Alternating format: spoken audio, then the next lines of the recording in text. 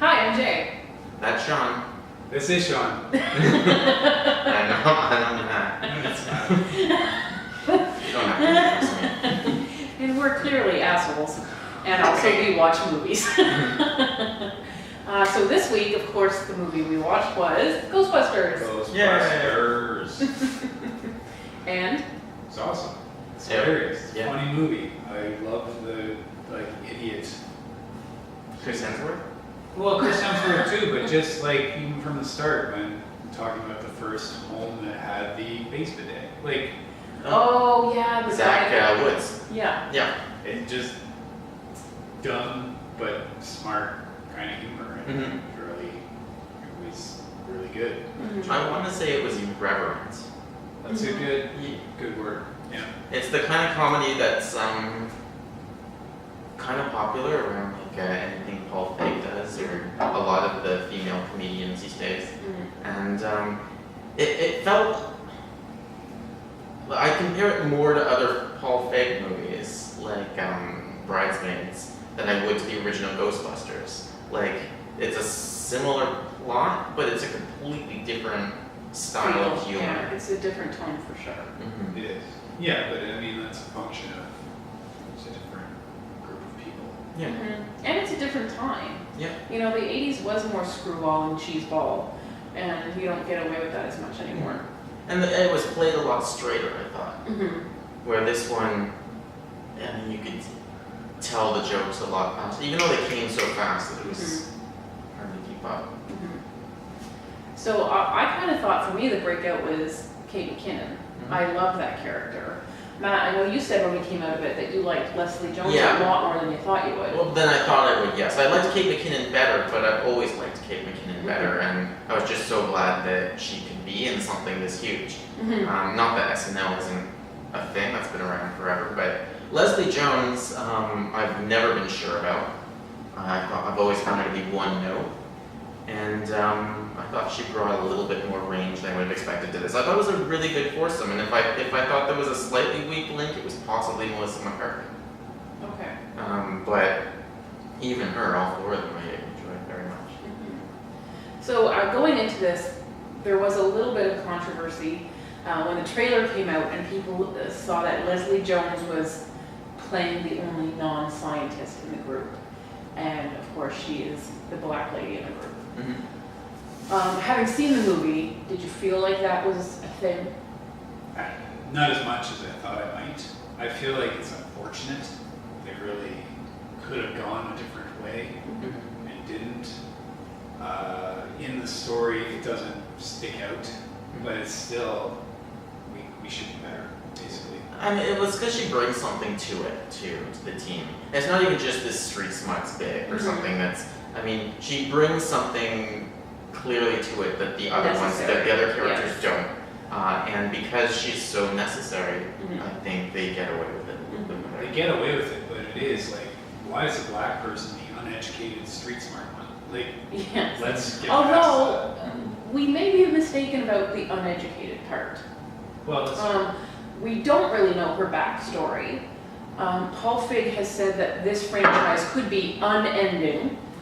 And I thought in the movie, yes, she knows, she works for the transportation agency. She knows the streets. She knows the underground. But she also knew a lot of history. Yeah. She knew the history of a lot of buildings. So I thought that was sort of hinting at maybe more in her background that we don't know about. And what I didn't realize, because the previews made it look a little bit different, when she says, I know New York, that's what she means, I think. Yeah. It's not so much like I know all the, underground spots or whatever. I mean, she knows the history, and that's what Harold Ramis was always looking up at the original series, was always all the histories of buildings and stuff, and that's sort of her expertise partly in it. It's a good point, and it is. She certainly, when you watch the movie, she's not the weak link. She's not just a tag along. Like Winston is a tag along in the first two, really, which is, if you look back, like you said earlier, Matt, he just disappears. He's not there for various parts of it. So why not? And just looking this week at promotional photos from those first two movies, he's absent. There's just the three of them so many times, which we thankfully haven't seen this time around. Yeah. But the black guy is just noticeably absent in so much of their promotional material. And he's barely in the first one, or at least in the second one, he's in it, where he's introduced at the end. And his whole qualification is, I'll believe what you pay me to believe. In his job interview, and that's really why he's a Ghostbuster, where Leslie Jones has a lot more to offer. It's hard to imagine that apparently that part was originally written for Eddie Murphy, not Leslie Jones's part, but It is hard to imagine because they didn't use it. I mean, maybe they would have used it. They would have had to, yeah. But why isn't it fleshed out if that's who they were aiming for? Yeah. This is weird. Now, interesting you said that because the Leslie Jones part was written for Melissa McCarthy. Yes. And when Paul Feig got to the end of it, realized we've kind of seen her do this kind of role before, and so he moved her. He moved her over kind of a much straighter role, and had somebody else do the kind of brash thing. So I think just thinking of that, like that would have been obviously a very different movie. Yeah. And like I really didn't get the sense at all that Leslie Jones is playing it like a Melissa McCarthy. Like she really did her own thing. She really, I think, held her on the ground with those ladies. She did. I think it was no one really stole the show. It was really ensemble. memorable, yeah. And I think it is funny. Like I don't think Melissa McCarthy was the weak link. I loved her. I found her adorable. But I thought she and Kristen Wiig, who are the two biggest names, almost were holding back. I mean, it was really like the coming out party of these two other women who are really funny and deserve to be known. But like they did have They were the straight, rounded two that are at the center of the story. Absolutely. I mean, Kate McKinnon is crazy. And then Leslie Jones is, well, not crazy, but she's very out there. And I think, the other two who have seen in the past play totally off-the-wall characters are more reserved. Yeah. Well, I think on the review that you posted, Jay, you brought up a good point about how Kate McKinnon manages to somehow ground it or make it somewhat believable and just humanize it, which was hard to do because she was a very unusual character. An oddball character, and I think we all felt a little maybe worried seeing the trailers and the previews of it because we just do see these out of context clips of her just, pulling faces and just, but she is a person. You never feel like she's not a person. She's just different. I'll say it now, and I'm very comfortable saying it now because I really enjoyed the movie. I really was not a fan of the preview at all. I didn't want to say it because people that were against the movie were against it for very stupid reasons quite often. I didn't want to group myself in with those people at all. But I thought the previews were underwhelming. And seeing the movie, I thought that they either showed the worst parts in the preview or really good parts without context. But I couldn't believe how funny the movie was, given how weak some of the jokes were in the trailer. Did you take back your download on YouTube? I did not make a download. I only found out recently that was one of the most hated or unliked YouTube videos ever. Yeah, thank you, Maybe nerds. the Good job. Yes. So we saw this movie in 3D. I think I'm sick of everything being in 3D. This was good. Too much is in 3D. You thought this was a good use of 3D? I thought it was one of the better uses of 3D that I've seen. I agree. It was really good. Oh, good. Yeah.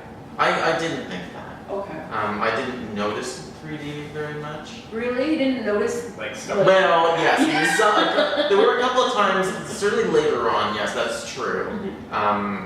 But I found they were already starting to hurt my ears before I'd even really seen a 3D moment. Because I mean, at first it's just kind of about the comedy and it's this kind of character thing.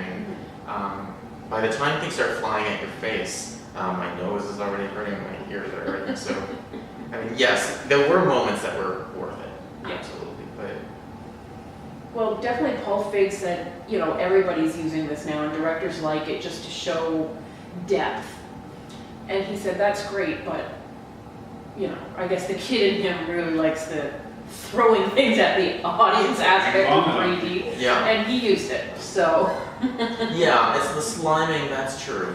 Yeah. Those are some You didn't get that the first time around. So, I mean, I got a question because I've been reading the reviews by critics, or kind of browsing them, and they seem to be good reviews. Not great, but good.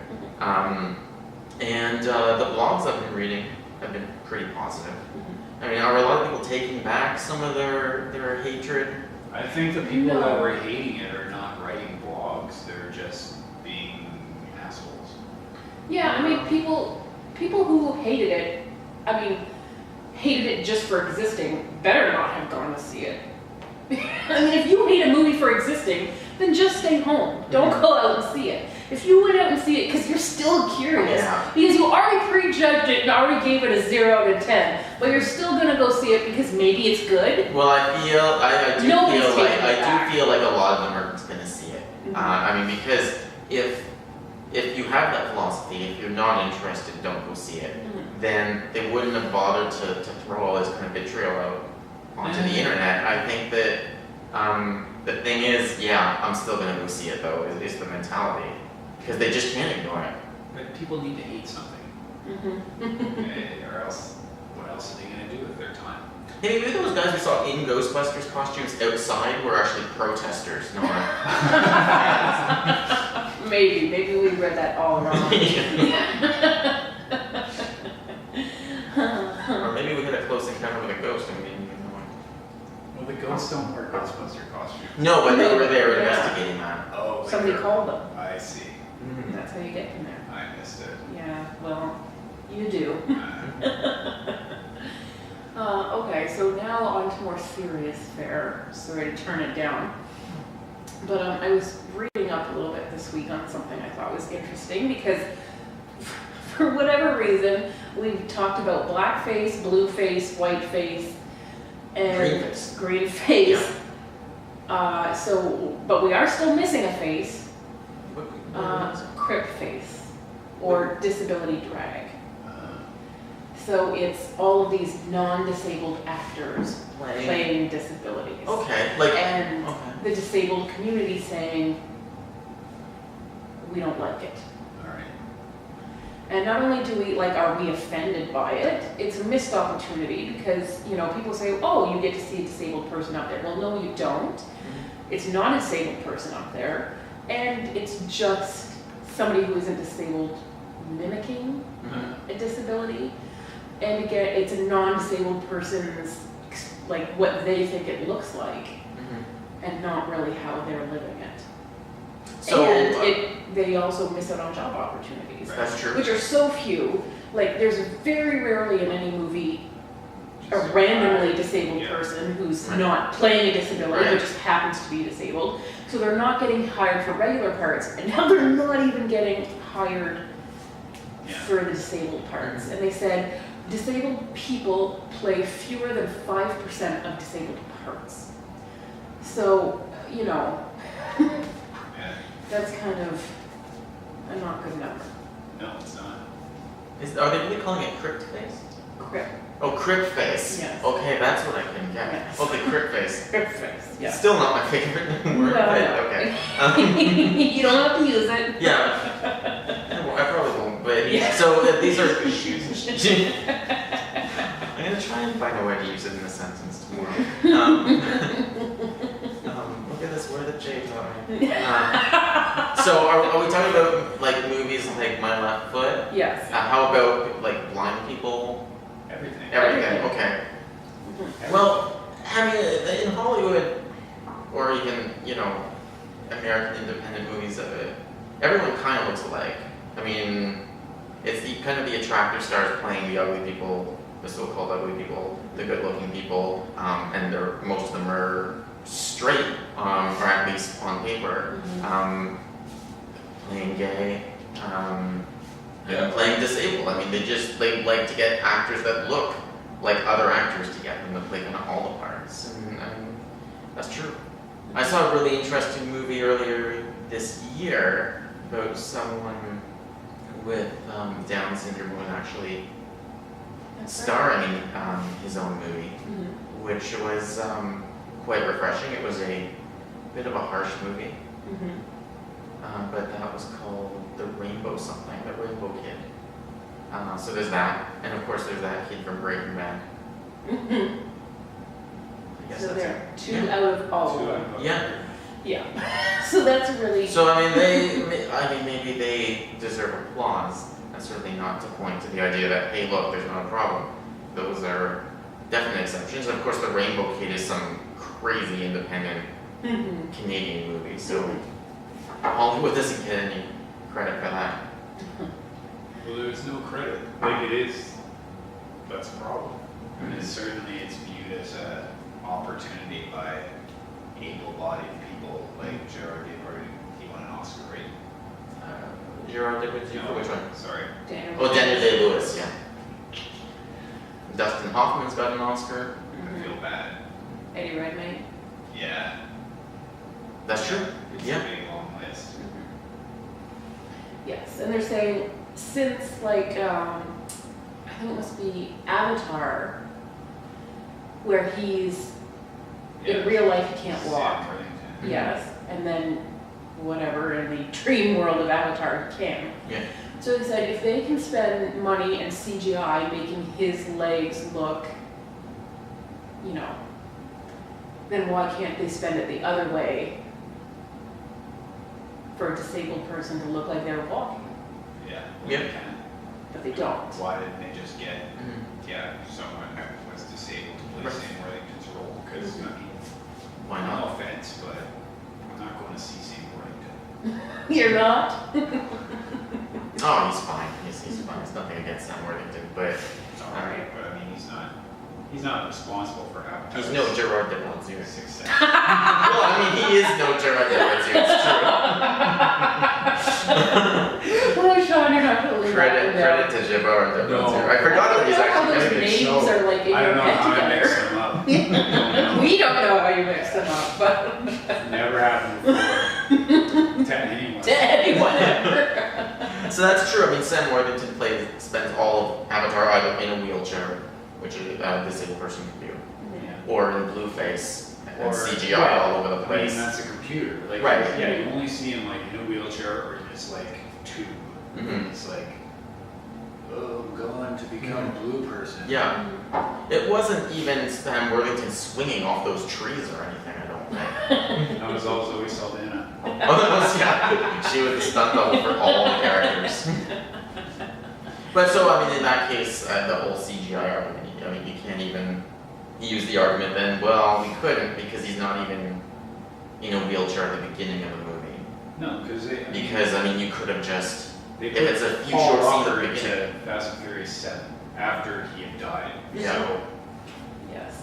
And in every other workplace, you have to accommodate people with disabilities. Yeah. And it seems like they're just being shut out of Hollywood.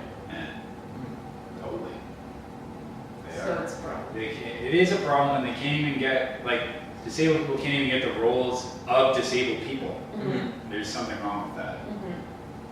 Because I do think you talk about, like, I don't know, method acting and their drive for experience and whatever, like, that should be desirable. It shouldn't be something that it's a stunt cast of, an able-bodied person who now, like in Forrest Gump with Gary Sinise, like, oh yeah, we digitally removed his legs, and that was like a big deal. Look how far special effects have come.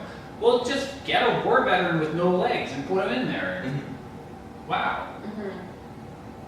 Anyway. Yeah. So there you go.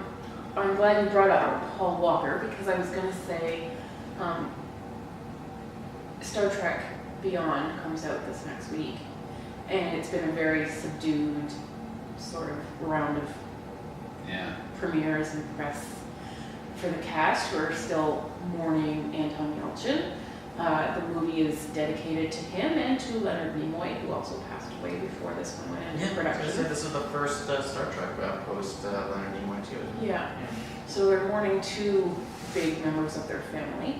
Yeah. And so just, what does it do to press for a movie when there's that big thing hanging over them?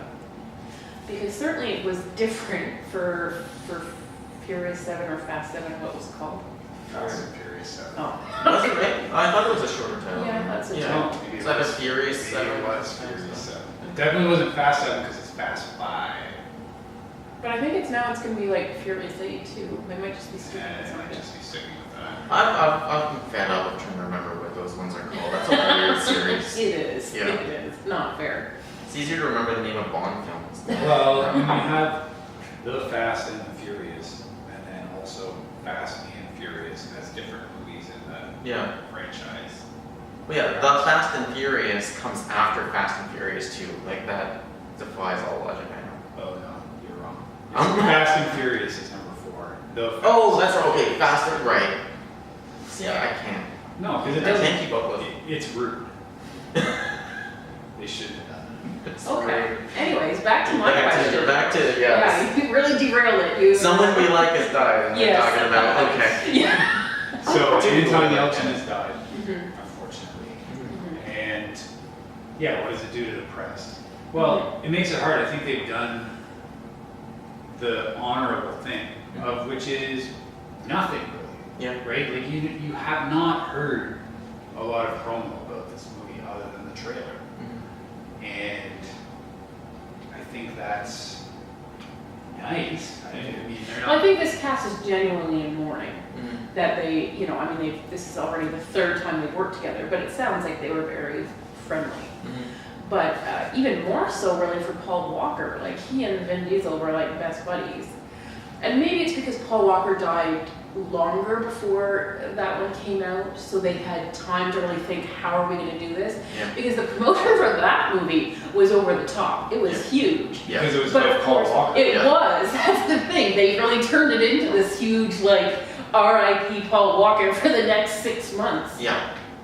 But you're right. I mean, this is not something. The movie was done when Anton Yelchin died.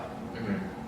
It's not like Furious 7, where they were scrambling to try and get the movie done Mhm. Mhm, after Paul Walker died and the movie's still being shown. mhm. But they also were able to go back and give him kind of a send-off in that They movie, were, Yeah. and so that's which not they gonna won't be happen. able to do. But I mean, it's, he's not a big player, but Anton Yelchin is not the star of Star Trek. Well, there is a difference because he's the second tier of the main 7, Yeah. whereas in Fast and Furious, all the good ones are Paul Walker and Vin Diesel as the two best friends. Buddies. Yes. Yeah. So, but I mean, this is not the first that we've had somebody die. I was just thinking about The Crow, actually. Yeah.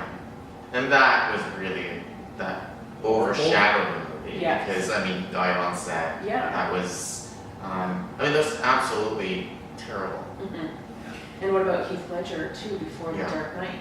Oh, no. Dark Yeah, Knight? Yeah. Dark Knight. Yeah, the documentary, and that was, yeah, I mean, they talked about it quite a bit, but they talked mainly about how amazing he was. Like, the press on his performance, even starting with the trailers, were great.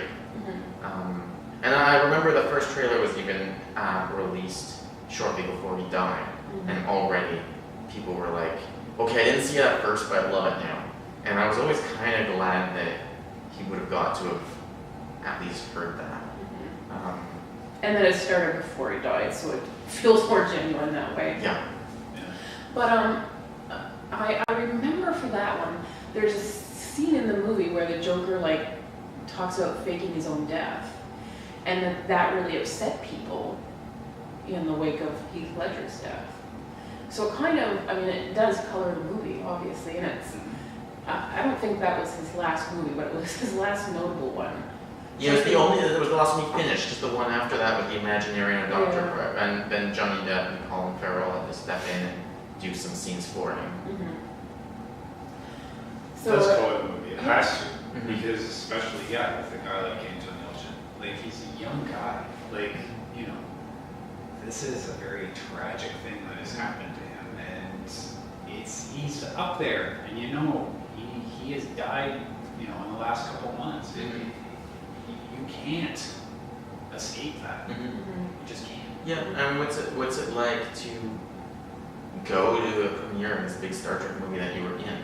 you know, and for him to be missing out on that, and for, you know, his friends to be going to these things, and, you know, knowing that he's not there. It's a terrible thing, and I've heard nothing but nice things about him. Well, I've heard very little about him personally before he died, which is kind of like hearing nice things, because if there's bad things, you hear. Yes, that's right. And it was a career that I was very curious to see where it was going. Yeah. So it really is, it's too bad. Are you looking forward to the movie? I am looking forward to the movie. I'm thinking I'm gonna miss J.J. Abrams behind the camera. But Sean was reminding me that it's one of the Fast and the Furious guys that's doing this one. Yeah. I don't know if he's the one that did the one I liked, the last one. Because I haven't seen the 6th one. But yeah, I mean, it should be pretty good. Well, we'll let you know. Sean and I are checking it out on Wednesday. We're marathoning all 3 of the newer movies. And so yeah, so we'll be able to tell you how good it is or isn't. That's gonna be fun. You're next episode you're gonna be a Trekkie. Well, Trekker. It's not I don't think it is.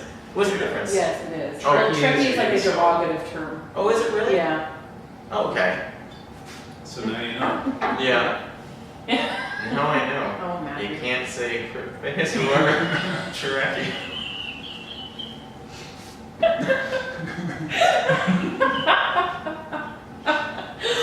We're getting ourselves into more and more trouble.